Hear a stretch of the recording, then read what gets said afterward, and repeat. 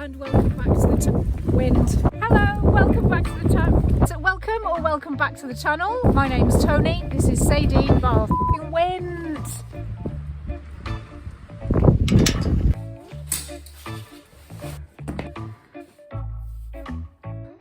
Hello and welcome back. My name's Tony and this is officially my 10th consecutive week back on YouTube. Can you believe? The engagement with my videos has gone way beyond my expectations. So here's another big thank you to everyone who's joined me on this journey so far. Now, I am going to take a break for a week or two, but don't worry, I'm really enjoying this whole YouTube malarkey and I will be back soon with more videos. I'm also thinking of doing a sort of Q&A video, so if there are any questions you'd like to ask me, feel free to drop them in the comment section. Today I'm sharing 10 insights from these last 10 weeks on YouTube.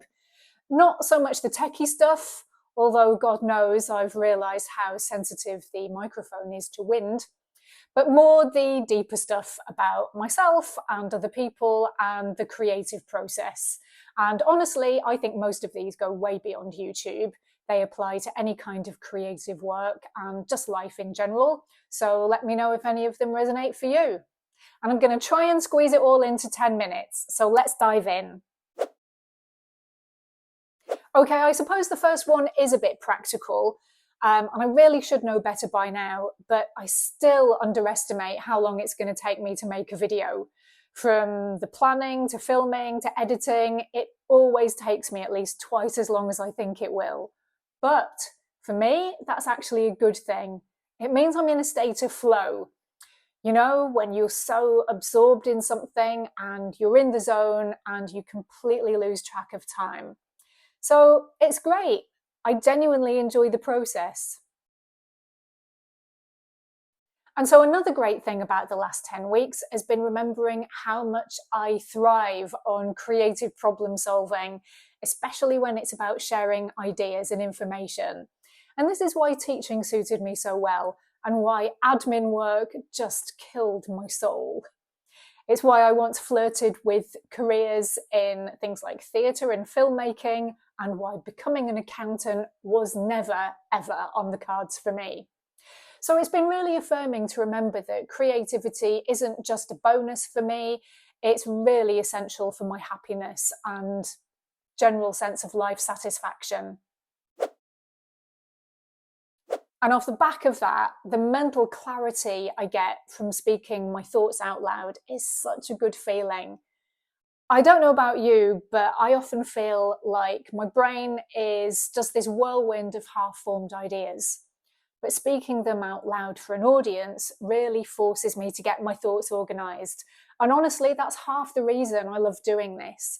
It clears away the mental cobwebs, and I love that feeling of clarity. Okay, let's talk about fear, because before I started YouTube, I braced myself for trolls and judgment. But guess what? The comments have actually restored my faith in humanity. The vast majority have been thoughtful, kind, and generous. So thank you, everyone. And as for the unkind comments, I actually stopped caring a lot faster than I thought I would. It's one of the gifts of aging. Less shits to give and less time wasted on the gobshites. And following on from that, I've been surprised at how quickly I've dropped my own self-judgment, especially about how I look and sound on camera. Now, I hesitate to use the label body dysmorphia, but let's just say I've had my issues. But I've always been too stubborn or maybe too lazy to fully succumb to vanity. So YouTube presented me with a dilemma. Either spend ages prepping my hair and makeup, or just crack on with creating and make peace with how I actually look on any regular day. And obviously I chose the latter. And honestly, it's been surprisingly easy. Not just easy, liberating, like rewiring my brain to see myself less as a critic and more as a friend. Because the thing is, confidence is a byproduct of courage, not the other way round. I didn't start YouTube to build confidence, but it's reminded me that confidence is about trusting my own judgment, and that then ripples out into other areas of life too. See, I think confidence isn't about knowing you're going to win and be brilliant. It's the confidence to trust yourself that you can cope and learn and move forward regardless of what happens. So that's been a really nice reminder these last 10 weeks. Okay, next up is the power of consistency. If you've seen my 3 fitness micro habits video, you'll know this is how I approach my workouts. And bringing that mindset to YouTube has been so valuable. And I don't just mean for the sake of the algorithm. I mean that showing up consistently week after week actually forces you to let go of perfection and just get things done. And that makes for a fantastic dopamine hit. Having said that, perfectionism still rears its ugly head. But making videos has reminded me that the real fun of any creative project is exploring your own style, and that some of us just prefer to take a little more care over the details. Because there are some great YouTubers out there who are completely spontaneous. It seems they have an idea, press record, and hit the upload button with barely an edit. And honestly, I would love to be one of those people, but when I tried, it just didn't vibe. So yeah, I've let go of perfectionism, but I have also come to accept that my natural style is a bit more intentional. Less Jackson Pollock, more Edward Hopper.